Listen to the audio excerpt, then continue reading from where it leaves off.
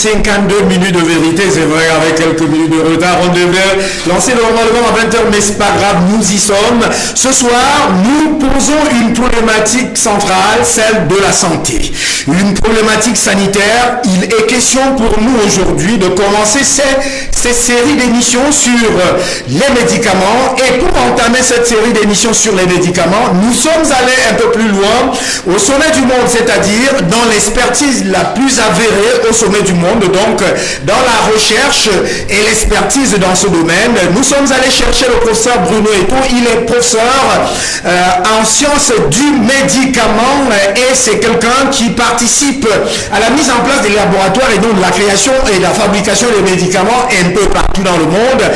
Aujourd'hui, nous commençons cette série d'émissions pour nous interroger dans la dynamique de la science du médicament, sa portée universelle, mais aussi beaucoup plus sa portée au plan réduit de l'Afrique. Professeur Bruno Eto, bonsoir et bienvenue.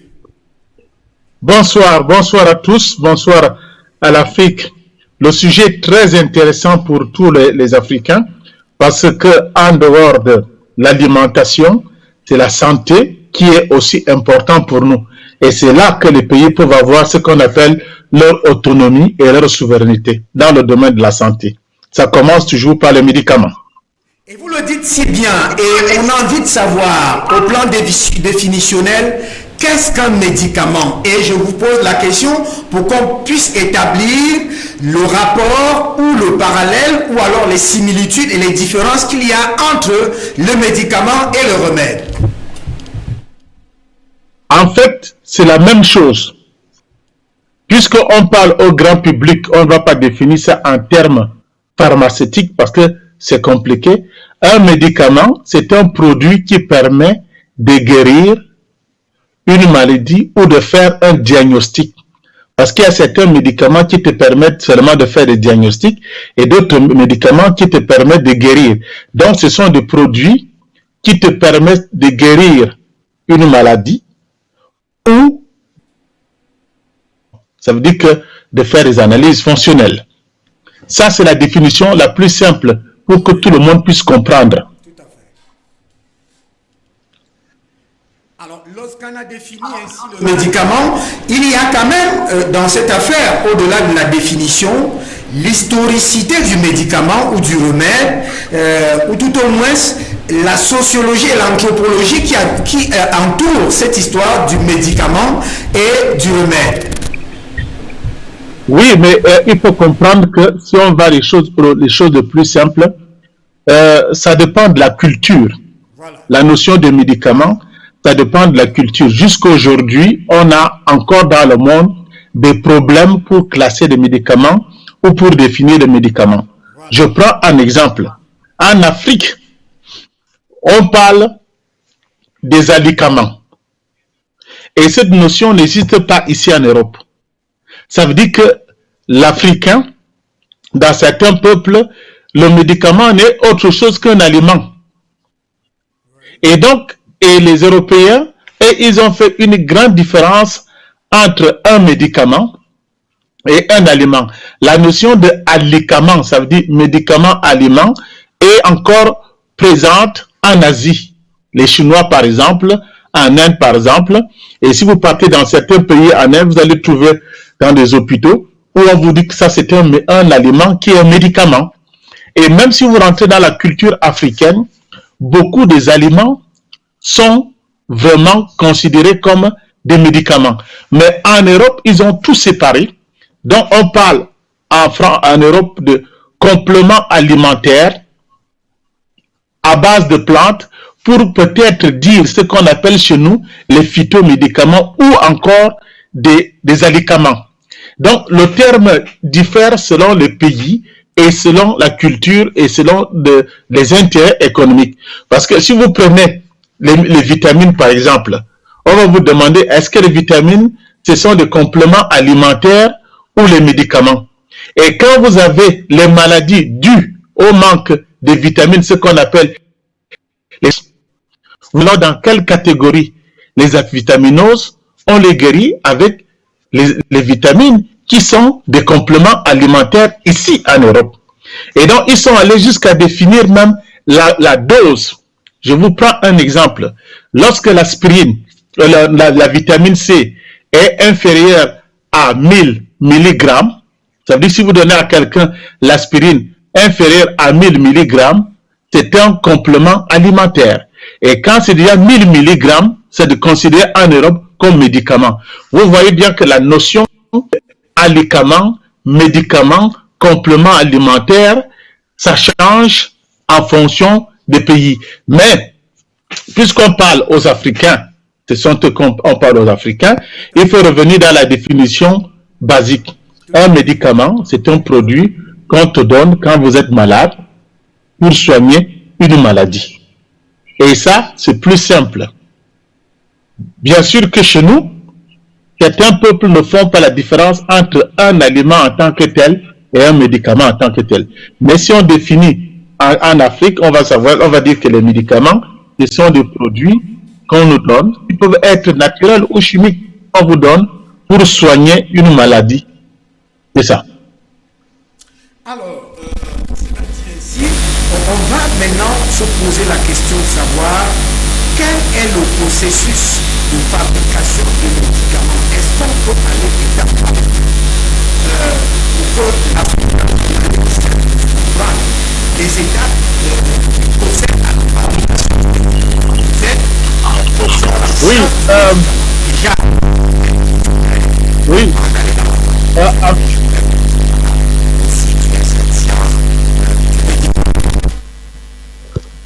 Oui, bon, les choses sont bien définies, hein, que ce soit en Afrique qu'en Europe. Je vous prends un exemple qui est très concret. L'Afrique, la majorité des pays francophones de l'Afrique, ce qu'on appelle les pays qui appartiennent à l'OAPI, c'est l'Organisation africaine de propriété intellectuelle. Ils ont fait un travail énorme avec l'OMS Afrique.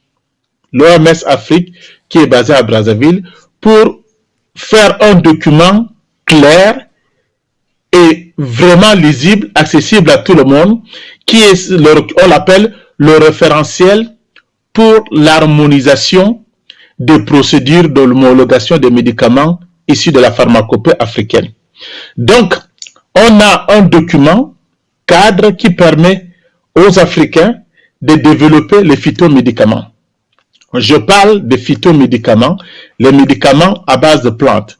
Mais il faut savoir qu'en Afrique, on ne fait pas beaucoup de médicaments chimiques. Et je ne connais pas de pays en Afrique qui font la synthèse des médicaments chimiques. Il faut comprendre, il y a entre faire ce qu'on appelle le façonnage, c'est l'emballage tout simplement. Ça veut dire que vous prenez les principes actifs qui sont les médicaments et vous l'emballez sous forme soit de comprimés, soit de gélules. Cette industrie, on appelle cette industrie le façonnage. Et il faut faire attention parce que dans tous les pays en Afrique, vous allez trouver des gens qui essayent de faire ou bien qui le font, ce qu'on appelle le façonnage. Et ils disent que ce sont des industries pharmaceutiques en tant que telles. Ça dépend de ce que vous allez nommer comme industrie pharmaceutique. En fait, ce sont les usines de sous-traitance qui emballent les médicaments. Mais ils ne font pas la synthèse des médicaments. C'est tout à fait différent. Donc, lorsque vous fabriquez un médicament chimique, il y a des étapes. Ou même ce qu'on appelle les médicaments biologiques. Les médicaments biologiques, ce sont les médicaments issus de la génétique, ce sont les médicaments biologiques, et les médicaments qu'on ne peut pas copier, parce que ce ne sont pas les médicaments chimiques en tant que tels, et les médicaments qu'on essaye de copier pour faire les médicaments biologiques, c'est ce qu'on appelle les biosimilaires. Donc, il y a les médicaments biologiques et les médicaments biosimilaires. Il y a toute une histoire qu'on peut vous raconter sur les médicaments, mais si on revient sur le processus de fabrication des médicaments, si on parle des médicaments chimiques qu'on ne fait pas en Afrique, je vous dis à peu près comment on le fait. Ça veut dire qu'on fait d'abord, on cherche à trouver des molécules qui sont actives. Généralement, on prend les plantes médicinales qui viennent du monde entier. En Afrique, les Européens ont beaucoup puisé nos médicaments.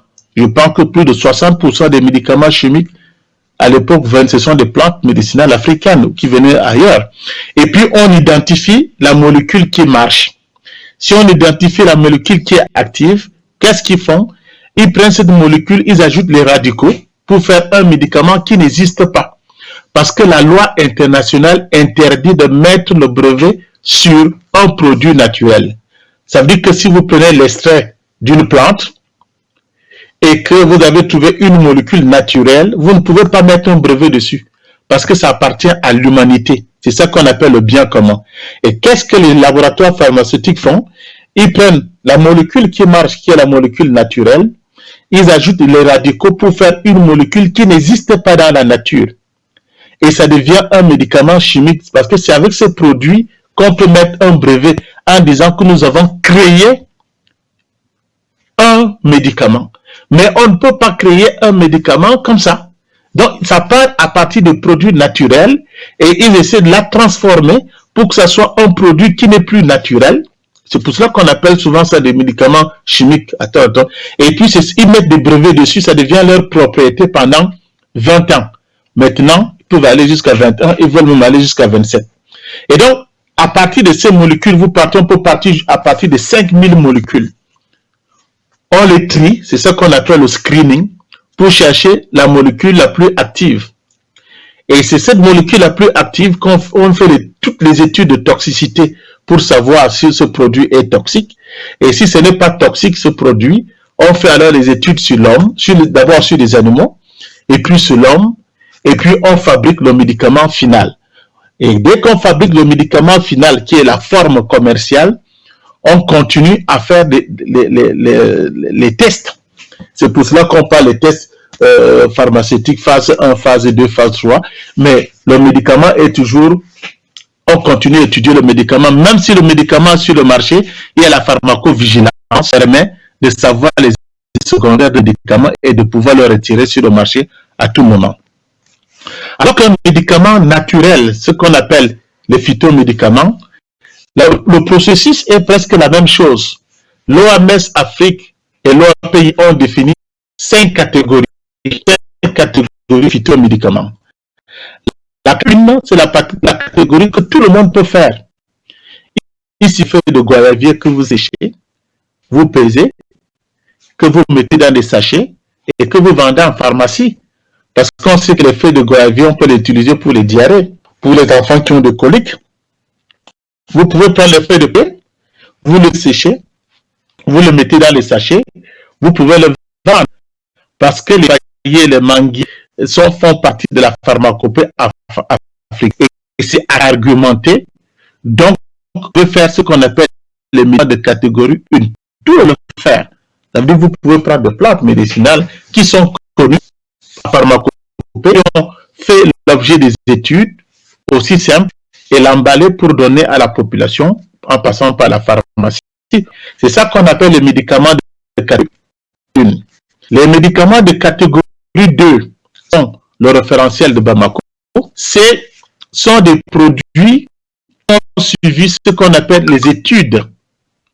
Ça, vous prenez les plantes naturelles, vous prenez tout ce qui a été étudié pour montrer que ces plantes sont des plantes actives et vous les mettez sur une forme qu'on appelle une forme galénique moderne, soit sous forme de comprimé, sous forme de gélule, ou parce que les sirops emballés, c'est déjà une forme galénique moderne avec les étiquettes et les indications. Ça, c'est les catégories 2. Et les catégories 3, c'est un peu plus poussé. Car des médicaments de catégorie 3, il y a des études que vous faites. Et le ministère de la Santé va vous demander tout un dossier. Il y a un dossier technique, ce qu'on appelle le dossier, d'abord un dossier administratif. Vous devez montrer que vous avez un laboratoire. Le laboratoire est enregistré au pays généralement et que ce laboratoire a tous les agréments en tant que laboratoire, en tant que société, avec tous les documents officiels. Et puis, vous devez montrer que vous avez fait des études cliniques. Les études précliniques, ce sont les études qu'on fait sur l'homme, comme à l'hôpital. Vous devez montrer que vous avez travaillé sur des cellules, et que vous avez montré que les médicaments que vous voulez donner aux êtres humains, c'est fait ou sur des cellules. C'est ça les études précliniques. Et après, vous devez montrer qu'il y a une toxicité parce qu'il y a tout un dossier pour montrer que ce produit que je veux mettre sur le marché n'est pas toxique. Et en dernier lieu, il y a ce qu'on appelle le produit, le dossier clinique, des tests cliniques. Donc, vous faites des tests cliniques chez les êtres humains en respectant les règles et donc vous montrez que ce produit a le bénéfice-risque. Ça veut dire que le bénéfice pour l'être humain ou pour les animaux, parce qu'on développe aussi des médicaments pour les animaux. Ça, ce sont des médicaments de catégorie 3. Ces médicaments de catégorie 3 sont déjà des médicaments poussés. Moi, par exemple, j'aime faire des médicaments de catégorie 3 parce que c'est vraiment une charnière entre des médicaments purement chimiques et des médicaments naturels. Il reste encore naturel. Les médicaments de catégorie 4, selon la convention OMS ou API, c'est lorsque vous prenez dans une plante une seule molécule chimique, qui est toujours la molécule naturelle, qui n'a pas été transformée, donc vous n'avez pas pris cette molécule pour ajouter les radicaux, pour que ça devienne une molécule chimique en tant que telle. Donc, quand vous prenez un produit naturel et vous faites l'extraction d'une seule molécule à l'intérieur et que vous l'identifiez, vous faites encore toutes les études précliniques, les études cliniques, les études de toxicité. Là, vous avez déjà des médicaments de catégorie 4. Et les médicaments de catégorie 5, c'est uniquement les médicaments chimiques. En Afrique, on ne fait pas ça. Ça veut dire qu'on fait la synthèse chimique des médicaments et on étudie comme en Europe. Parce que les Européens font toujours les médicaments de catégorie 5. Vous voyez bien que moi, je pense que pour l'Afrique, la plus grande révolution en matière de sciences de la santé a été faite par l'OAPI et l'OMS Afrique. C'est ce référentiel qui ouvre toutes les portes pour que les Africains puissent développer des médicaments efficaces pour la population africaine et même les vendre en Europe parce que ce sont des produits naturels. En médicaments naturels, ces phytomédicaments, c'est ce que les Africains peuvent avoir facilement accès et à moindre coût. Alors que quand vous partez déjà dans les médicaments de catégorie 4 et 5, ça devient lourd. Et donc, si on veut parler des médicaments en Europe, par exemple, pour fabriquer la recherche pour partir de le laboratoire et avoir un médicament en pharmacie, il faut à peu près 1,5 milliard. Avant, c'était à peu près 1,2 milliard de dollars.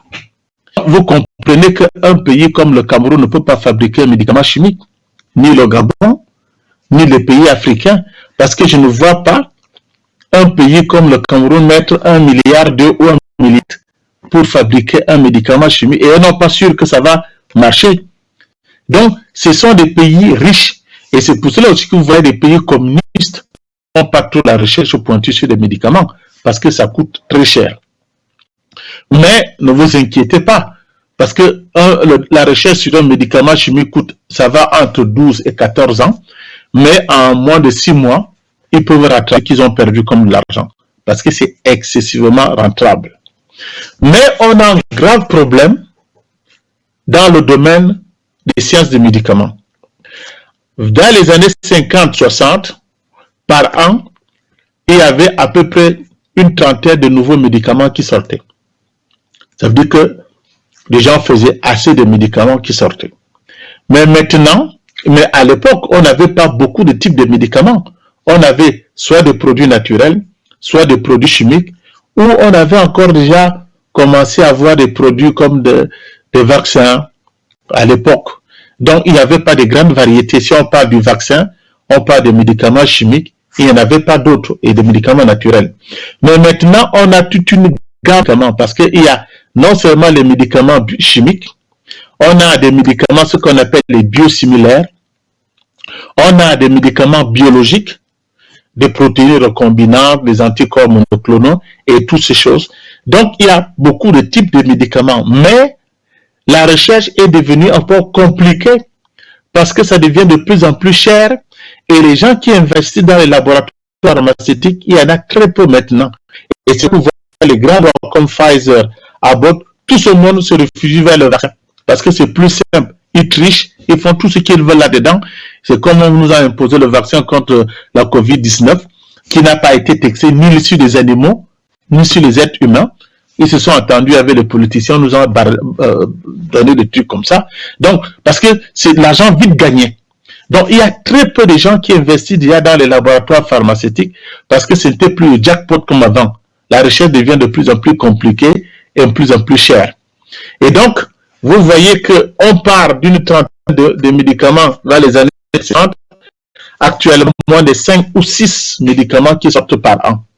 Donc, ça devient excessivement difficile. C'est pour cela que les gens prennent de l'argent au lieu d'aller dans les industries pharmaceutiques. Ils vont ailleurs. Quand moi j'ai commencé la recherche pharmaceutique, dans toutes les universités en Europe, en France, il y avait des petits laboratoires qui appartenaient aux industries pharmaceutiques financées comme ça dans l'université. Maintenant, ça n'existe presque plus parce que ça coûte cher, ils se regroupent et on visse, ça devient terrible. Et donc, pour l'Afrique, la seule issue maintenant pour nous, pour aller vite, c'est de développer nos propres vaccins et nos propres phytomédicaments. Et là, on va parler beaucoup sur les phytomédicaments, si vous voulez bien.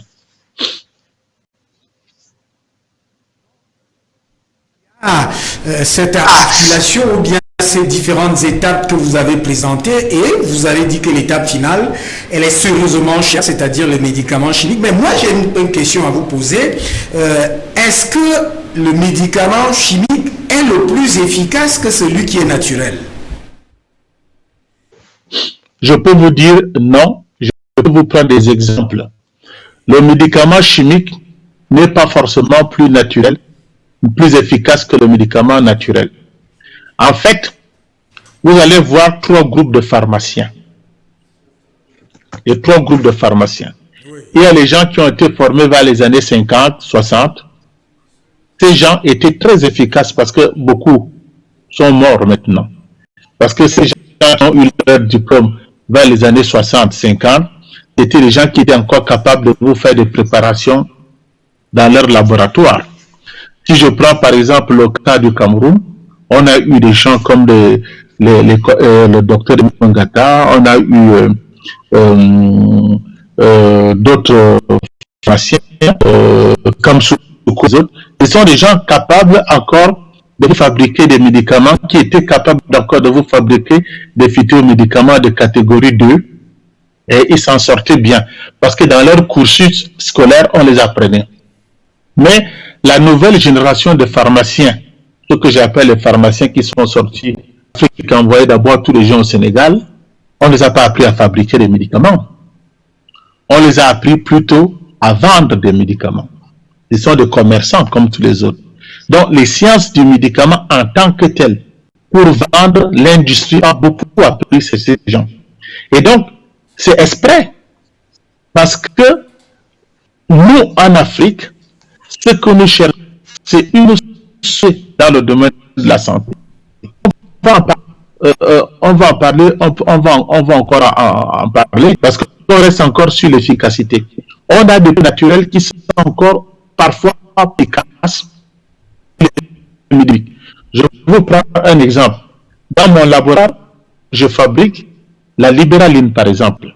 Mais tous les BS, c'est-à-dire que le syndrome de l'intestin irritable en anglais, vous pouvez regarder tous les médicaments chimiques, vous trouvez un médicament aussi efficace que la libéraline. Les gens qui ont mal, les gens qui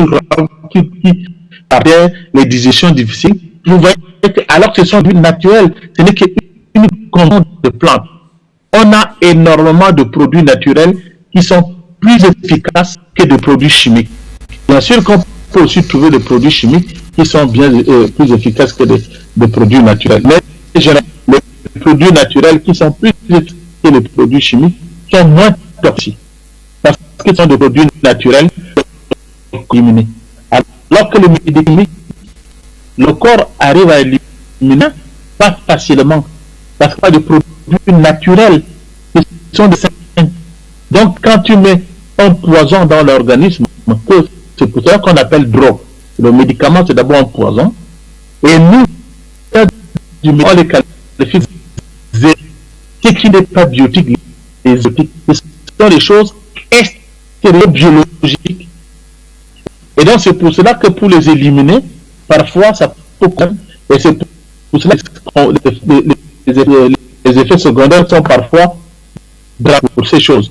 Mais avec des études de toxiques, et ce que les gens font, on arrive à éliminer tout ce qui est dangereux pour l'être humain pour laisser rien que les médicaments qui marchent. Même ça, les laboratoires trichent, gagnent de l'argent. Ils cachent certaines choses. Vous avez vu, les laboratoires comme Pfizer sont condamnés chaque année aux États-Unis par des millions de dollars parce qu'ils ont une formation et on arrive à voir quand le produit est sur le marché des cas secondaires énormes, des décès énormes. Les laboratoires qui cachent ces choses. Donc, pour répondre à votre question, le médicament chimique n'est pas plus efficace que le médicament naturel. Il y a des naturels qui peuvent être plus efficaces que les médicaments chimiques. Alors, si tel est le cas, je ne vais pas vous embarrasser avant qu'on puisse parler véritablement des phytomédicaments. Je ne vais pas vous embarrasser parce que peut-être vous allez me dire que c'est un choix politique. Qu'est-ce qui fait la difficulté du choix et de l'orientation sanitaire si tel est qu'il y a les médicaments chimiques qui sont très coûteux et qu'il y a les médicaments naturels qui peuvent être appliqués? Pourquoi il n'y a pas un choix rigoureux ou une orientation rigoureuse au plan sanitaire en Afrique? Ah, la réponse est tout à fait très simple, cher monsieur Hubert. En Afrique, c'est un drame. Regardez la majorité des ministres de la Santé en Afrique, ce ne sont pas des gens du médical. Et quand vous prenez les gens qui sont du corps médical, ils ne parlent pas ce que c'est. Donc, on a les Africains, on a formé beaucoup de gens pour que nous qu'on appelle la souveraineté sanitaire. Former pour être des gens qui attendent toujours libres. On n'a pas une souveraineté sanitaire. On nous les fait dans ce domaine. Et donc, je suis choqué, je saute souvent. Tous les pays en Afrique, quand je m'en vais dans un pays en Afrique, tu vas voir le ministre de la Santé et le professeur qui parle de la médecine universelle. La médecine universelle, j'ai entendu ça au Tchad, j'ai entendu ça au Cameroun, j'ai entendu ça au Bénin. Tout le monde parle de la médecine universelle. Mais pour faire une médecine universelle, il faut d'abord avoir ce qu'on appelle une souveraineté dans ce domaine. L'autosuffisance ne suffit pas. Depuis 20 ans, je le dis, plus j'écris ça en Afrique, l'autosuffisance ne suffit pas. C'est nécessaire. Vous voyez des pays de l'Afrique du Nord. Je vous parle de la Tunisie. Je vous parle du Maroc que je connais bien. La Tunisie où j'ai enseigné pendant longtemps, je continue à enseigner. Le Maroc où j'ai fait des cours depuis 20 ans dans la et médecine.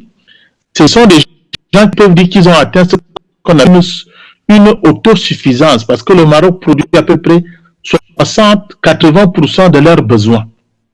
Je dis 80%. Le Maroc a à peu près 30 usines pharmaceutiques, alors qu'ils sont à peu près 1 million d'habitants. Ils ont à peu près 30 usines pharmaceutiques. Plus grand, je connais les directeurs, parce qu'on en discute, on parle toujours. Si vous prenez un pays comme la Tunisie, ils produisent entre 60 et 70%. J'en ai encore discuté avec le président de la Confédération quand j'étais là-bas. Donc, eux, ils produisent à peu près 60 à 70% de leurs besoins.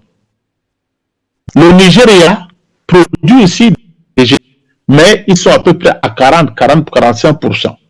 L'Afrique du Sud produit aussi. Mais, en fait, c'est ça que les jeunes sont en train de faire et c'est ça qu'on a encouragé. C'est ça qu'on appelle façonner. Ça veut dire qu'ils achètent le principe actif en Europe, en Inde. Ils viennent conditionner sous forme de gélules ou de comprimés. Quand il y a l'embargo ou quand il y a un problème comme le Covid, vous voyez, ils n'arrivent pas. Ça veut dire que les gens qui sont autosuffisants deviennent encore heureux comme ceux qui n'avaient rien. Parce qu'ils sont eux d'acheter des principes en Europe, en Chine, en Inde, même mes amis font la synthèse de produits. Pas en Afrique. Aucun pays d'Afrique ne fait la synthèse des principes actifs. Et si vous êtes obligé d'acheter les principes actifs en Europe et vous les emballez chez vous, si les portes, là comme vous avez vu, il y en a toujours, on bouge. COVID, embargo, les produits comme le Covid, apparemment les Européens et les gens qui détiennent le monde, ils ont préparé 15 virus qui vont nous balancer. Après le Covid, ils ont balancé un deuxième. Ils vont commencer à balancer le tout. On ne va pas s'en sortir. Ils font des laboratoires partout pour fabriquer toutes ces choses-là. Donc, il ne faut pas avoir les yeux fermés. Nous, on n'est pas préparés. Et je dis toujours aux Africains, vous ne cantonnez votre développement sur les médicaments chimiques parce que vous ne faites pas la synthèse. Ou bien alors vous développez un laboratoire qui synthèse de ce produit chez vous, vous pouvez le faire. Mais, pollution, parce que c'est la synthèse. Les laboratoires qui font des produits chimiques, ils déversent dans la nature des produits toxiques pendant longtemps. Et il peut y avoir comme un développement des souches distantes. La seule moins chère, qui est plus efficace, c'est le développement à partir de nos plantes. Nous, on est le Cameroun, la Guinée équatoriale, le Congo, on est sur le bassin, ce qu'on appelle la bassin du Congo. La richesse est plus que un pays comme le Gabon, comme le Cameroun, comme le Congo, se focalise dans des produits naturels.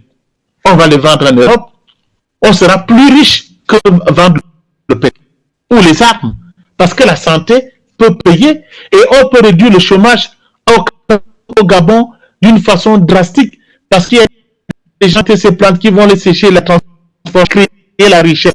Et si on fabrique nous-mêmes nos produits à partir de produits naturels, l'État décide de distribuer les médicaments, on peut parler de ce qu'on appelle la santé universelle. Mais tout ce que les gens peuvent vous parler maintenant, disant que c'est la santé universelle d'Afrique, je parle de l'Afrique de l'Ouest et de l'Afrique centrale, c'est ce qu'on appelle discours politique, c'est un leurre, ce sont des mensonges. Parce que pour donner à manger à tous les villages, il faut avoir, donc ce n'est pas une fois. Quand on vous dit vous pouvez donner à manger dans ton village régulièrement, avoir à manger chez toi, et il faut l'avoir au moment où vous en avez besoin et à tout temps. Vous ne pouvez pas parler de la santé universelle si vous dépendez d'autres. Ça, c'est logique. Donc, depuis, je dis en Afrique, de ce qu'on appelle la phytopharmacologie. Et là, on doit former des formateurs. Et si on ne forme pas des formateurs comme je fais, ici et ailleurs, on ne sortira jamais. Vous allez voir dans toute université en Afrique, vous allez voir toi qui travaille, qui vous dit science du médicament, produits naturels, science du médicament. Voir ce qu'ils font. Pas. Parce que vous allez trouver les gens qui font la chimie dans leur coin, ceux qui font la physiologie dans leur coin, font la chimie dans leur coin, ils ne savent pas travailler ensemble. Si vous faites la chimie naturelle dans le développement des phytomédicaments, ça n'est pas 1%. Donc, avec 5%, vous ne pouvez pas développer un médicament. Si vous faites la physiologie simple, ça à peu près 40%. Et si vous faites ce qu'on appelle la galénique, la mise en forme, c'est à peu près 15%. Pour développer un médicament, il faut avoir connaissance. Et c'est pour cela qu'on doit former des gens, on doit former des biotechnopoles. La dernière fois que j'étais en Tunisie, l'État a mis à peu près 15 biotechnopoles dans tous les domaines. Le Maroc a des biotechnopoles, mais en Afrique, nous, on n'en a pas. Regardez un pays comme le président crée des universités, il fait des efforts en université de technologie. C'est pour cela qu'aucune de nos universités africaines, quand vous les comparez, parmi les 200 universités africaines, donc là des universités africaines, et quand vous regardez le ratio universités africaines par rapport aux universités au niveau international, vous voyez que nous sommes dans l'obscurité totale. Donc, n'ayant pas des universités, n'ayant formé dans ce domaine, alors que ce sont des gens intelligents, mais chacun est focalisé dans son domaine. Ils n'ont pas toutes les connaissances. Alors qu'il faut qu'on les apprend à tous les comment engendrer tout ça pour faire un médicament. Ils vont vous dire qu'ils font des médicaments, mais ils ne font rien. Ce sont des pays qui ont plutôt des médicaments de catégorie 1. Vous regardez ce qui était pendant le Covid au Cameroun. Vous avez vu les universités dedans. Est-ce que vous avez l'INPM qui est une institution dans des milliards? Vous avez vu, c'est le Monseigneur qui fait lui. C'est un médecin qui rêve et qui le plante et il les mélange. C'est ça qu'on appelle les médicaments de catégorie 1. Et vous voyez même le ministère, les AMM, en tant que médicament adjuvant. Parce qu'en fait, les études n'ont pas été faites d'une façon solide. Mais au moins, c'est le début. Tant qu'il faut penser scientifiquement, pas les gens qui se disent qu'ils sont en fait besoin de pharmacologie. Et on doit formateur. C'est là qu'on va s'en sortir. Donc, ne travaillez pas dans le domaine, ne parlez pas de l'indépendance, ne parlez pas de la souveraineté, de ce qu'on appelle universel. C'est un tromperie. C'est la même chose que je vous disais quand on a lancé le vaccin contre le Covid, je vous avais dit de ne pas prendre. Maintenant, vous voyez la vérité. L'Afrique doit aller dans ce sens, former des gens. Mais malheureusement, les gens luttent pour le pouvoir. Ils luttent pour monter des grades parce que le perdième, ils dirigent un laboratoire, ils ne font rien. Combien des universitaires font des phytomédicaments? Vous en avez vu en pharmacie, vous? Cameroun ne donne même pas AMM. C'est très rare de donner des AMM. Même si vous déposez un dossier complémentaire. Donc vous comprenez que c'est un domaine mondial et il faut qu'on travaille dans ce domaine. Il faut qu'on travaille tous ensemble. C'est là qu'on peut s'en sortir. Quand je vois les panafricanistes, tout le monde se libérer. Mais la libération commence aussi par l'éducation. Il faut éduquer les gens pour leur donner la vraie éducation. On doit former les professeurs d'université, former les étudiants. Parce que si eux-mêmes n'arrivent pas comment, étant le professeur d'université, comment voulez-vous qu'ils transmettent ces connaissances aux enfants? Et si ça veut dire qu'en science, moi quelque chose en biologie, on dit que la consanguinité entraîne la disparition de l'espèce. Les rois, les pharaons avaient disparu parce qu'ils sont entre eux. Tu épouses ta soeur, ta cousine. Vous allez être exterminé. C'est ça la consanguinité. Donc, il faut éviter un cerveau de tous ces gens de nouveautés. C'est pour cela que vous avez besoin de la diaspora. Si c'est entre vous, vous n'allez rien faire. Vous ne maîtrisez aucune technologie. Combien de gens qui sont au Cameroun qui travaillent dans le laboratoire au niveau international? Il n'y en a pas. Mais beaucoup de Camerounais qui travaillent dans les laboratoires internationaux, si vous les demandez d'aller travailler à le transfert de la technologie, on le fait, on peut le faire. Mais il y a des coupures. Vous êtes en Europe, on ne vous veut pas ici, restez là. Nous, on va se débrouiller ici. Et ils ne peuvent pas. En fait, il faut une révolution. Il faut encore une révolution en mentalité pour qu'on avance dans ce domaine. La santé est très idéale pour qu'on y aille dans ce domaine. C'est très important ce que vous venez de dire et c'est urgent qu'on y aille dans cette direction et c'est pour ça que j'ai posé justement cette question. Vous êtes allé au fond de la question, mais je vais toujours repartir comme un corollaire de cette question. Vous avez dit que les scientifiques, combien fabriquent-ils? Vous avez fait un rapport avec certains pharmaciens de 1950-1960. Vous avez fait un ensemble de rapports. Alors, pour vous qui êtes professeur des sciences du médicament, vous pouvez bien apprécier la réalité, mais vous pouvez aussi être capable de dire dans l'opérationnalité ce qui cloche. Est-ce que c'est le choix politique qui cloche ou alors la volonté des intellectuels de faire le mimétisme, soit des scientifiques, des laboratoires, de faire le mimétisme, ou alors de rester dans la commercialisation, la mercantilisation de la santé?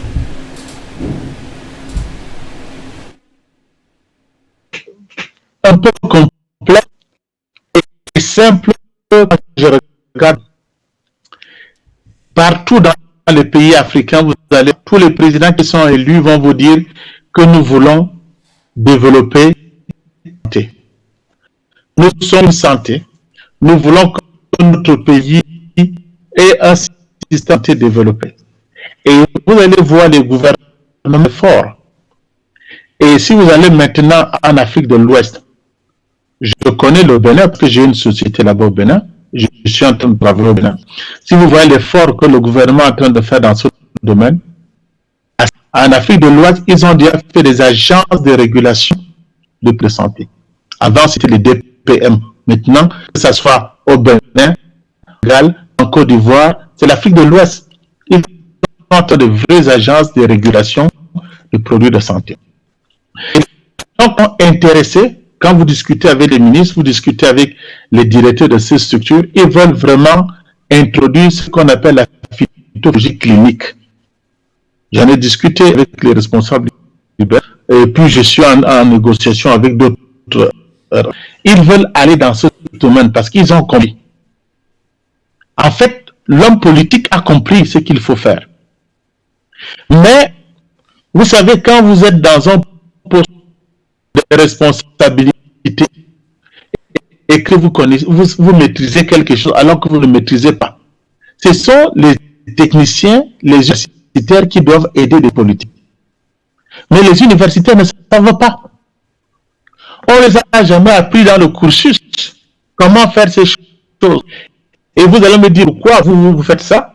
Mais parce que j'ai d'abord travaillé pour les industries pharmaceutiques. Au début, je n'ai fait que ça. Pour Abbott, Pfizer dans le développement. Donc, j'ai essayé à ça. Revenir à l'université. Et moi, je vous dis que les choses sont simples. J'ai dit toujours ça. Et c'est ça que les enfants, je les appelle les enfants.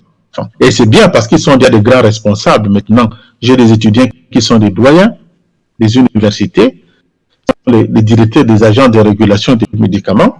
Et ils me disent, monsieur, c'est grâce à vous. Parce qu'un enseignant, parfois, il a plus de ses étudiants. J'ai toujours dit à mes étudiants de ne pas accepter ce que je dis comme si c'était une Bible. Et que quand ils ne sont pas d'accord avec moi, ils me disent qu'ils ne sont pas d'accord et on discute scientifiquement pourquoi ils ne sont pas d'accord. Et moi, je dis aux collègues, ce que je sais en tant que Bruno Eto'o, je le fais. Je ne peux pas être professeur ancien du médicament sans avoir une structure qui fabrique des médicaments. Puisque je le fais au quotidien, non seulement pour moi, mais pour les industries pharmaceutiques qui viennent faire la sous-traitance chez moi pour faire des études, c'est pour cela que je peux me permettre d'enseigner ce que je sais. Et puisque j'enseigne ce que je sais, je peux conseiller ce que je sais. Donc vous voyez qu'il y a une logique dans tout ça. Vous ne pouvez pas faire un procès de mécanique, vous ne fabriquez même pas une machine à récolter quelque chose. Vous ne pouvez pas dire que vous êtes un ingénieur agronome ou professeur d'agronomie, vous n'avez même pas un champ pour l'expérimentation. Moi, je fais ce que je sais. Et c'est ce que je fais chaque jour que j'enseigne. Et c'est ce que j'enseigne que je peux me permettre de conseiller aux gens. Parce que en Europe, j'ai 40 autorisations. Dans des pays en africain, vous pouvez regarder. Vous regardez dans le site des ministères, vous allez voir les choses que je développe. Regardez dans les pays africains, j'ai des autorisations de mise sur le marché. Donc, je sais ce que je fais. Donc, je peux conseiller. Donc, on doit former les gens parce que vous allez voir que c'est la formation qui manque. La formation de formateurs. Il faut qu'on forme les formateurs. Et c'est plus facile pour nous de faire des séminaires pour former ces professeurs parce que si on les forme, ils vont aller très vite parce que beaucoup maîtrisent tous les domaines, mais ils ne savent pas les agencer. Si vous prenez ceux qui font la toxicologie, ils le font excessivement bien. Vous prenez ceux qui font la physiologie, ils le font très bien. Vous prenez les gens qui font les statistiques, ils le font très bien. Ceux qui font la chimie, ils le font très bien, mais ils ne savent pas comment engendrer tout ça pour faire un tout. Et ils ne peuvent pas travailler ensemble. Donc chacun veut travailler dans son coin et il n'y arrive pas. Au Maroc maintenant, vous avez que l'État, le ministère des Renseignements supérieurs, il avait créé un grand centre, le centre de Taounet. L'année passée, on avait des problèmes avec le ministère, un projet avec le ministère. On a, avec mon laboratoire, avec les docteurs sur des phytomédicaments. Et donc, l'État marocain a décidé maintenant, avec cet institut, d'aller jusqu'à ce que cet institut doit la charnière pour entre les universités et le monde du travail. C'est ça que le Cameroun avait fait avec l'IMPM, l'Institut de plantes médicinales. C'était l'idée du président Ayidjo. Vous voyez, ça fait longtemps et ils ont mis des moyens jusqu'aujourd'hui, dernière entre l'université et les hommes d'affaires veulent investir, mais ils n'ont pas réussi à faire urgences. Manque de volonté, mais de connaissances. On doit faire des grands séminaires pour enseigner ces gens à enseigner. C'est ça qui est intéressant, la formation de formateurs. C'est la seule façon de s'enseigner. Et je le dis, tant que vous n'avez pas la souveraineté, vous ne valez rien. Absolument rien. Ce que rien fait, vous dépendez des autres. Donc, ceux qui me disent qu'ils ont des fabricants, sont des huiles fabricants, ça ne vaut absolument rien. Parce que des autres, on saura quelque chose, on sera capable, à partir d'une feuille de plante, d'extraire les principes actifs et de développer un médicament, des tests cliniques et de le mettre sur le marché et que les gens achètent. Comme c'est ça. C'est ça qu'il faut faire. Malheureusement, on n'a pas. Vous pouvez crier comme vous voulez, les gens ne comprennent pas. Et les gens vous disent qu'ils ne savent pas. C'est ce qui est grave. Tout le monde va être professeur de biologie appliquée, mais qu'est-ce qu'il fait? Rien. Tout le monde veut dire je fais des médicaments en gros, mais demandez-lui qu'est-ce qu'il fait? Rien. C'est parce qu'il n'a pas appris ça. Il apprend il récite dans des bouquins, il ne comprend pas les formules qui sont dedans, ils ne savent même pas comment expliquer, et les enfants boivent café du thé, et parce qu'il faut comprendre, moi j'enseigne depuis longtemps, les gens loin ce ne sont pas des gens intelligents, mais les gens persévérants. L'université a promis ce qu'on appelle les mémoires des... J'ai eu des étudiants, des gens qui sont de la thèse, qui ont fait ce qu'on appelle, ils ont des mémoires d'éléphants. Ils peuvent emmagasiner des bouquins. Vous lui posez une question, vous le crache. Quand vous lui dites d'appliquer, il ne fait pas. Et là, cette éducation, donc on vous forme des gens qui ont de grosses têtes, ils sont barrés de diplômes, ils en ont plein. Tu peux te poser des questions dans tous les domaines, ils peuvent te cracher tout. Mais demandez-leur de concrétiser, ils ne savent pas. Ils n'ont pas appris à concrétiser là. Or, le développement, c'est ça. C'est être facile. On a appris à l'école, on peut le transformer. Et c'est ça qui nous manque en Afrique. Alors qu'en Afrique, il y a des gens excessivement intelligents. Et heureusement aussi pour nous, ces gens ne vont pas à l'école des choses. Allez dans les quartiers, vous allez voir les gens qui apparaissent, ce ne sont pas des gens qui ont ou bien qui ont de petites connaissances développées, et ce sont eux qui arrivent à faire des choses. Donc, on doit se baser sur ces gens pour souffler une autre vision, une autre en Afrique. Sinon, on va patauger. On ne va jamais s'en sortir. On ne pourra jamais s'en sortir. On va quand même dire qu'on va s'en sortir, mais qu'il y a beaucoup de difficultés, beaucoup d'enjeux, beaucoup de jeux, mais aussi beaucoup de lourdeur, beaucoup de lenteur, beaucoup d'atermoiement, beaucoup d'attentisme. Mais c'est sur ce volet-là qu'on va nous orienter maintenant pour nous poser la question de savoir est-ce que dans cette affaire de la mise en place même des phytomédicaments, est-ce qu'il n'y a pas tous ces lenteur là, attentisme, on nous voit, on ne veut pas aller, on ne veut pas décider, même la population elle-même est moins renseignée parce qu'on voit partout des médicaments même périmés qui se vendent à bordure de route, qui sont partout. Alors est-ce que c'est pas tous ces ingrédients qui font que la science ne se fonde pas ou l'industrie de la fabrication des phytomédicaments ne se fonde elle-même pas? Parce que je vais aller dans ce sens, il y a quand même ce qu'on appelle les praticiens, c'est-à-dire que les herboristes et autres se défendent quand même, mais c'est vrai qu'il y a souvent aussi du charlatanisme au milieu d'eux, mais on ne regarde pas dans ce sens-là. Heureusement que le Covid est venu justement soulever ce pan. Est-ce que ce ne sont pas tous ces éléments, le problème de formation, d'éducation, de sensibilisation du peuple, de conscientisation des masses, les problèmes de lourdeur, de lenteur, d'attentisme, est-ce que c'est pas tout ça, tous ces ingrédients qui font problème dans cette affaire?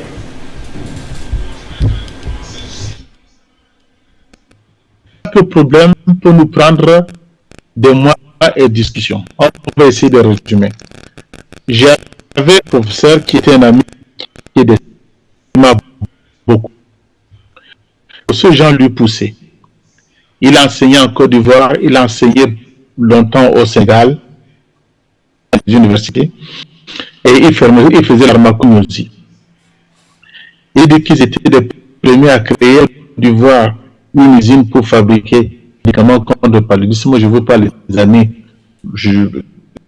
60 quelque chose, quand il est revenu, une usine qui marchait, et l'usine a fermé. Pourquoi? Parce que les Ivoiriens ne voulaient pas acheter ce qui était fait en Côte d'Ivoire parce qu'ils n'avaient pas confiance.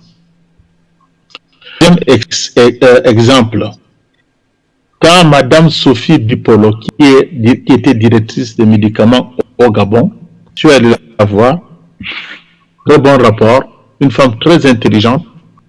Le Congo avait créé un laboratoire de fabriquer pour le VIH. Et c'était un Belge qui avait mis ce petit laboratoire, c'était dans des conteneurs. Il a réussi à fabriquer des génériques pour le VIH. Après, ils ont eu des difficultés, ils ont commencé à fabriquer l'aspirine. Les Gabonais ne voulaient pas prendre ce médicament parce que c'était fabriqué au Gabon.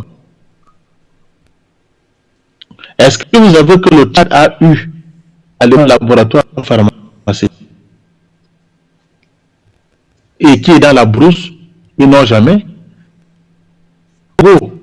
Brazzaville, le Congo, Brazzaville, les Vietnamiens sont venus construire un laboratoire tout neuf qui existe, que j'ai visité plusieurs fois et qui ne fonctionne pas, alors que tout là sur place. Donc, c'est complexe et c'est simple. Et donc, quand vous parlez de gens qui font des métiers dans la rue et qui a des charlatans, il n'y a pas seulement des charlatans, c'est parce qu'on n'a pas réglementé dans tout ça. L'État est dépassé. J'ai dit à un responsable politique un jour que le faux médicaments. Monsieur tout dit, qui vend les faux médicaments? Les vrais faux médicaments? Ce sont les gens du pouvoir. Ce sont des généraux avec leurs avions. Est-ce que vous allez contrôler l'avion militaire? On sait là où les médicaments viennent. On sait qui amène ces faux médicaments. Ça arrange aussi. Parce que les gens qui ne peuvent pas trouver les choses en pharmacie vont là. Est-ce que vous savez que les pharmaciens aussi se font des médicaments en pharmacie? Moi, j'ai acheté certains médicaments.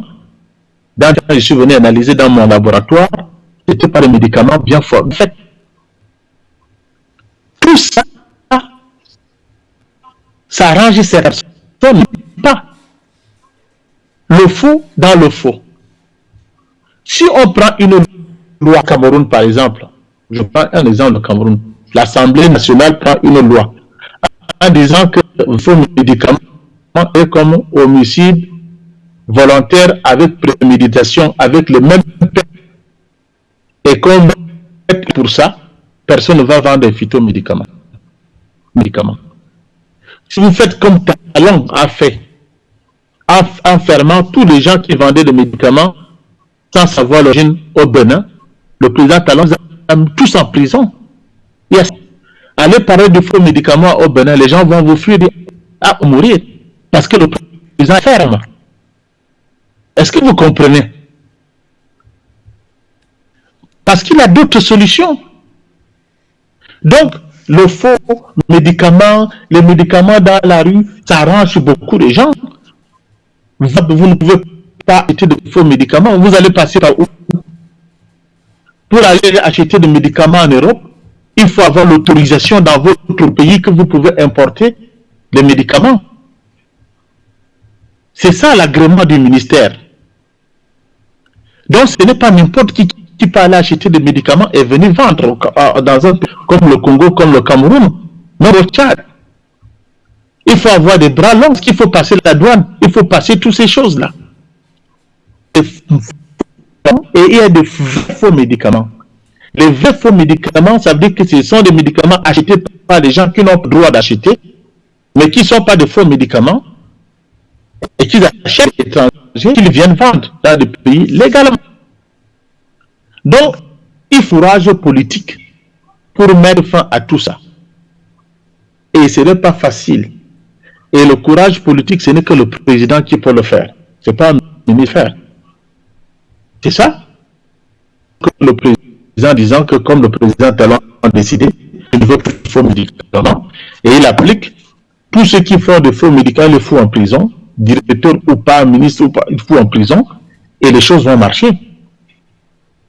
Mais aussi, ça arrange certains hommes politiques, parce que quelqu'un qui ne peut pas acheter un médicament en pharmacie parce que ça coûte cher, il préfère aller dans le sous et il va trouver vraiment. Et quand il dit, mais est-ce que tu as vérifié ce médicament? Est-ce que tu veux? Soit rien. Et se développer les médicaments d'une façon moderne. On faisait des biotechnopoles. Il n'existe aucun biotechnopole au Cameroun. Aucun. Aucune université de technologie en tant que telle. C'est pour cela qu'on n'est pas classé parmi les universités africaines. 26 millions d'habitants, on n'est même pas classé. Mais si tu vois le nombre des universités que nous avons, des enseignants que nous avons, des étudiants que nous avons, rien. C'est politique. Et pourtant, il y a des têtes. Je connais des gens, excessivement les jeunes qui travaillent. Les gens, et dans des universités, les gens qui travaillent, qui font la recherche, qui ont les résultats, on ne les nomme pas. Ce sont des gens qui n'avancent pas. Comment voulez-vous comprendre un maître de conférence, on le nomme directeur d'un département, alors qu'il y a un professeur des universités là? Les gens frustrés. C'est un bordel, vous ne pouvez imaginer. Bordel, vous ne pouvez même pas imaginer dans nos universités. Ce n'est que le chef de l'État qui peut mettre de l'ordre dedans. On peut mettre de l'ordre dedans. Aucun. Donc, dire que volonté politique, j'ai dit oui, il faut une volonté politique. Et c'est pour cela qu'on me dit, oui, monsieur, que vous êtes parfois extrême. Si on avait des militaires, je pense que les choses allaient être... Parce qu'il y a la discipline aussi. Je suis pour des militaires, dirigés par les militaires, avec une loi ferme. Rien faire dans l'ordre. Or, le désordre, c'est une méthode aussi en Afrique de diriger. C'est-à-dire, quand tu mets un désordre, c'est un désordre volontaire. Les gens s'embrouillent, ils ne regardent pas de vraies choses. Donc, ce qu'on appelle, ils ne connaissent pas l'affaire, quoi. Donc, vous vous embrouillez, battez, les gens se battent pour le morceau de pain. Ils ne parlent pas autre chose. Quand vous vous battez pour le morceau de pain, pour envoyer votre enfant à l'école, est-ce que vous croyez que vous allez parler de la politique? Est-ce que vous allez développer? Vous êtes focalisé pour manger. Et donc, et ceux qui font le désordre peuvent continuer à faire le sans que les gens les arrêtent. C'est comme ça. Donc, dans le domaine de la santé, on a besoin que ce domaine soit assaini pour qu'on soit humains. Parce que vous voyez, le domaine de la santé, c'est quelque chose de primordial. Il y a l'aliment et la santé. Et l'alimentation, dans le pays, on arrive déjà à manger. Il y a des pays qui font de l'agriculture. On mange, on n'a pas faim au Cameroun, au Tchad, au Congo, on n'a pas faim. Les gens s'en sortent. Bien sûr que les gens disent que les enfants, c'est parce qu'ils sont des feignants. On a tout pour. Mais le domaine de la santé, on a besoin de téléphoner. C'est pour cela que moi, je suis très content parce que les mots passent en Afrique, ça va réveiller des consciences et ça va nous permettre de choisir le chemin pour sortir de la misère et ce qu'on appelle la misère médicale. La misère dont, professeur, vous voyez que je tourne autour de cette question parce que c'est une problématique très épineuse. Vous dites ça va nous enlever de la misère, d'un certain nombre de choses. Mais est-ce que vous ne rêvez pas si en réalité il n'y a pas des logiques et des dynamiques opératoires? Je veux insister, c'est-à-dire quoi? C'est-à-dire qu'on est dans l'industrie de la corruption, on est dans l'industrie de la facilité, on est dans l'industrie pratiquement du mimétisme, du copiage occidental, on ne veut pas s'affirmer par soi-même, on a liquidé ces médecins, ces pharmaciens de 1950-1960, on est dans la mercantilisation. Quel est le déclic qui va procéder à la rupture? Est-ce que vous, en réalité, vous n'êtes pas une personnalité ou une expertise qui peut aller dans ce sens-là? Oui, c'est une très bonne question. Moi, j'interviens, c'est cela que je voyage. Je fais à peu près par an 25 à 26 voyages hors de la France. Je voyage beaucoup. Parce qu'on ne fait jamais plus d'un an, il faut que je le change tout le temps. Je voyage quand on a besoin de moi. Quand on a l'expertise, je voyage. Je travaille avec beaucoup de hommes politiques. Je ne parle pas des hommes politiques, mais je parle beaucoup avec eux. Parce qu'il y a des gens qui m'appellent, qui me disent, voilà ce que nous voulons faire. Qu'est-ce que tu en penses? Je peux leur donner mon expertise. À eux de décider. Je vais vous raconter un ami qui était vice-président d'un pays qui m'avait demandé de travailler sur un dossier dans le domaine de la santé. On a travaillé ce dossier pendant 4 mois à 5 mois. On a trouvé de très bonnes solutions. J'étais très content pour une fois, je suis fier que nous avons fait un bon travail. On a soumis le travail. Et le président a pris exactement le fait qu'il a pris la décision contraire qu'on lui a demandé de ne pas prendre. Président, vice-président, on lui dit, nous sommes des conseillers, vous nous avez demandé de travailler, voilà les solutions. On lui a donné toutes les solutions. Mais ils ont pris une décision contraire à ce qu'on attendait. Ce n'est pas notre. Mais comme c'était un ami, il est maintenant décédé, j'ai attendu quelques mois, je lui ai dit, mais écoute, maintenant tu es ici, en visite, tu es président. Est-ce que confidentiellement tu peux me dire, tu me demandes de faire un travail, 4 ans avec des équipes, on te sort un document, on te fait, et dit, mais vous avez fait un très bon travail. Le travail que vous avez fait nous a beaucoup aidé. Et de monsieur Eto'o, la décision était déjà prise ailleurs. Et c'était au-dessus de nous. Et si on vous a demandé de faire un travail, c'était pour atténuer les effets de décision qui était déjà prise ailleurs et qu'on devait exécuter. Donc le travail que vous nous avez demandé de faire nous a permis d'éviter le drame et de prendre de contre-mesures pour que la population ne souffre pas trop de cette décision. Donc vous comprenez que les hommes politiques, ils ont une vision que parfois nous on n'a pas. dans des positions que nous autres nous ne sommes pas. Et parfois, on pense qu'ils ne font rien, alors qu'ils font quelque chose. Beaucoup héritent des situations dont eux-mêmes ne savent pas comment faire. Et comme ces gens luttent pour qu'il y ait la paix, et parfois vous voyez ces gens, vous vous demandez, mais il est tombé comment, pourquoi il a pris cette décision? Parce qu'il y a certaines décisions, il ne faut pas le cacher, qui ne sont pas prises par nos dirigeants. Les dirigeants qui prennent des décisions ailleurs, moins de le faire. Parce que les choses échappent. Donc, il arrive de fois que vous voyez un pays laisser quelque chose pourri. Vous croyez que c'est mal en peut-être ça arrange par quelque chose, peut-être c'est la solution qu'il a trouvée pour atténuer la douleur. Parce que tous les chrétiens n'ont pas ce que vous croyez. Il y a des forces supérieures qui sont plus costauds qu'eux et qui dictent là. Et donc c'est pour cela que le peuple doit aider.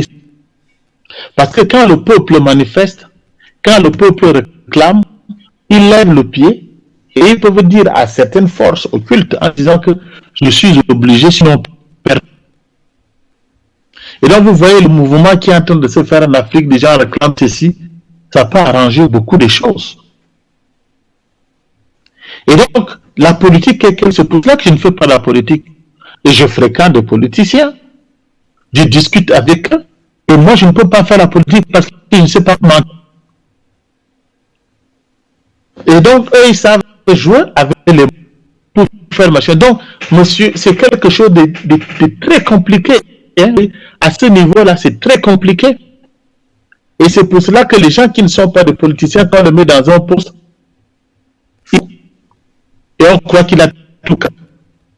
Donc, il faut vraiment, je ne dis pas que ces gens ne peuvent pas faire mieux, mais la situation de l'Afrique est quelque chose de très complexe.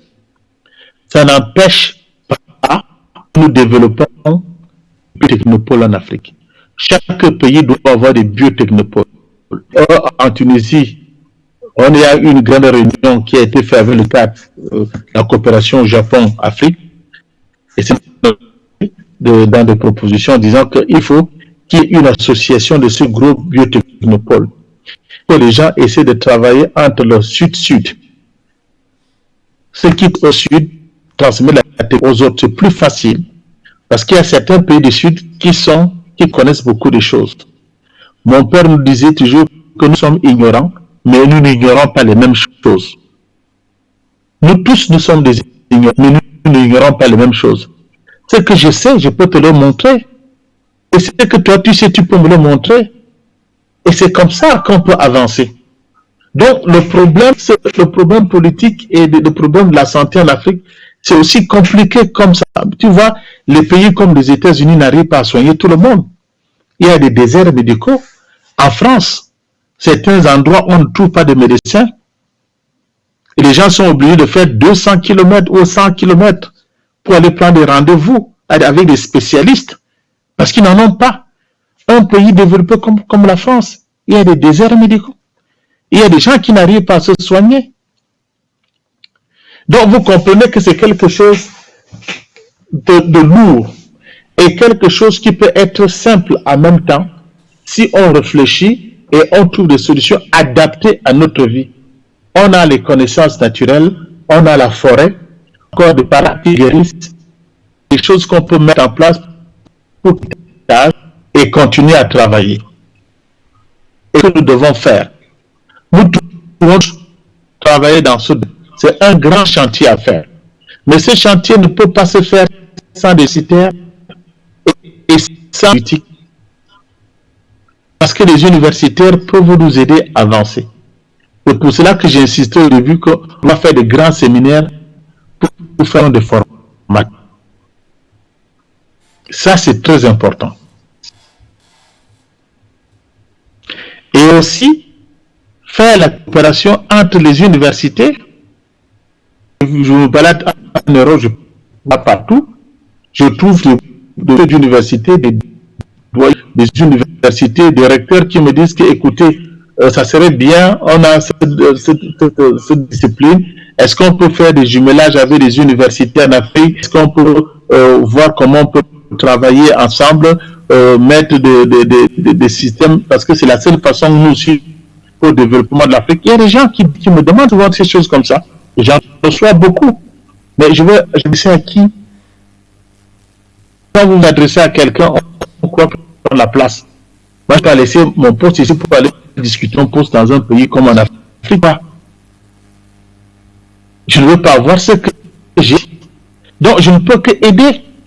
Mais pour certaines personnes, c'est un danger de voir des gens qui viennent pour donner un nouveau souffle, pour montrer parce qu'il y a assez. Je ne sais pas pourquoi. Il y a des gens qui étaient ici, qui sont rentrés. Chaque fois que j'ai des conférences dans leurs universités, ils s'arrangent à voyager, à ne pas être là, à faire match. Parce qu'ils ne veulent pas qu'on parle, on donne la science. Ce sont des mandarins dans leur poste. Ce sont des dieux. Personne ne doit manger la place de Dieu. Parce que si quelqu'un ne veut pas la place de Dieu, on ne connaît rien. Et qu'il y a d'autres qui connaissent mieux que le Dieu. Et c'est ça que j'ai compris à la fin. Et donc, c'est un grand chantier. Mais il ne faut pas qu'on se décourage. Il faut qu'on travaille dans ce truc. Moi, j'ai plutôt compris qu'à l'État. Même le disent, l'État, personne. Vous discutez avec un responsable, on le change. Celui qui vient ne suit pas. Oui, celui vous allez discuter avec l'autre. Mais moi, je nommais, je ne peux pas faire comme l'autre autrement. Donc, c'est parce qu'il y a la continuité de l'État. C'est ça. Et il y a un pays en Afrique où les ministres ne font pas un mois. Avant de prendre l'avion, et d'autres pays où les ministres ont la vie. Il est grandi là, il meurt. Donc, c'est compliqué.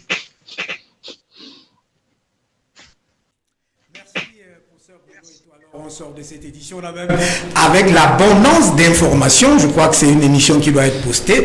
Mais il y a, vous avez vu mon insistance, il y a le fait qu'on va revenir sur beaucoup d'autres éléments et peut-être, c'est pas une confrontation, peut-être vous mettre en un plateau certains qui en principe pensent qu'il faut privilégier les médicaments chimiques et vous autres qui êtes à mi-chemin et vous qui faites dans la phytomédicaments, pour qu'on essaye de voir aujourd'hui, alors que nous partons vers un monde multipolaire, vers la diversité ou la pluralité des échanges, où chaque État, où chaque peuple, chaque nation doit apporter du sien, c'est-à-dire s'identifier par lui-même, c'est-à-dire le peuple, on va certainement y revenir. Merci de nous avoir donné de votre temps et de votre expertise depuis Paris. Merci. Madame, salut donc, monsieur, bonsoir. Vous avez très bien compris que dans cette affaire du médicament, il y a, pendant que le professeur Bruno Eto intervenait, il y a beaucoup qui interviennent sur la toile et qui se disent en principe pourquoi l'Afrique ne doit pas rompre, pourquoi ne pas choisir sa direction et son chemin directement. Le professeur Bruno Eto a signifié qu'il faut beaucoup travailler, il va falloir beaucoup d'engagement, beaucoup de travail, beaucoup de volonté, beaucoup de conscientisation, mais beaucoup de courage, car en réalité, c'est ce courage-là qui arrive à trancher et à prendre le destin en main, ou on pourra dire l'initiative historique. Avec lui, on va certainement revenir dans ce registre de 52 minutes de vérité pour aller en profondeur de cette problématique. Je rappelle que nous étions avec lui en direct depuis Paris. Il est professeur dans la science du médicament et d'ailleurs, il enseigne, vous l'avez suivi dans l'émission, il enseigne un peu partout dans le monde, en Afrique, en Tunisie, en Algérie. Il a installé beaucoup de laboratoires et il va continuer à le faire car en réalité nous l'avons requis dans notre plateforme le groupe Canal Aoussa Média d'Afrique, Panafrique comme TV, comme expertise, comme personne aguerrie pour se prononcer et justement donner les clés de la compréhension sur ce registre sanitaire. D'ailleurs, il intervient aussi sur le registre panafricaniste et le registre géopolitique et géostratégie dans la compréhension ou les clés de la compréhension de la marche du monde actuel. Madame, salut. Monsieur, bonsoir.